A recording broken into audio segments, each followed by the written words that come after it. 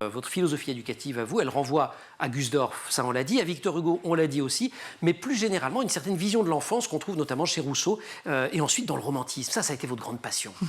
Ça a été ma grande passion. Qu'est-ce que les romantiques apportent à la vision de l'enfant? Et ça a été mon hypothèse et ma thèse. Ouais. En fait, les romantiques ont donné accès à une sorte d'enfant symbolique, voire même mythique et mythifié, que sont Gavroche, Cosette, etc.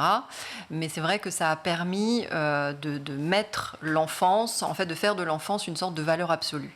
C'est-à-dire qu'à partir de l'enfance, et non pas de l'enfance comme partie de la vie, mais enfance comme ontologie, en fait, c'est-à-dire que c'est l'esprit d'enfance, c'est une façon de vivre, c'est un rapport au monde, c'est un rapport à la connaissance, c'est un rapport à l'autre. Voilà, c'est pas un âge. Ça peut donc être une philosophie de vie qu'on applique toute sa vie. Et cet esprit d'enfance renvoie effectivement à l'âge d'or, cet âge d'or qui est l'enfance, mais qu'il faut préserver, donc en préservant l'innocence. Il y a un grand côté paradis perdu, effectivement.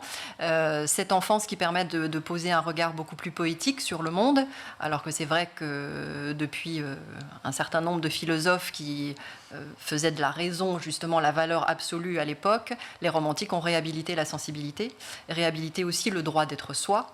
Et ça, effectivement, à l'école, c'est très important. Donc pour nous, en fait, l'idée, c'est qu'à l'intérieur de cette école, les enfants ne perdent pas leur esprit d'enfance, ne perdent pas ce regard poétique qu'on peut poser sur la vie, ne perdent pas leur innocence, qu'ils se sentent autorisés à être eux-mêmes et à développer ces valeurs.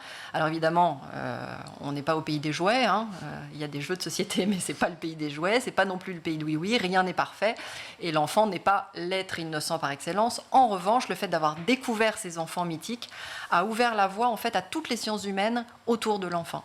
La pédiatrie, 19e, début 20e. Voilà, exactement. Et juste pour après, moi, sans le cette romantisme, époque-là, on n'aurait pas eu accès à l'enfance.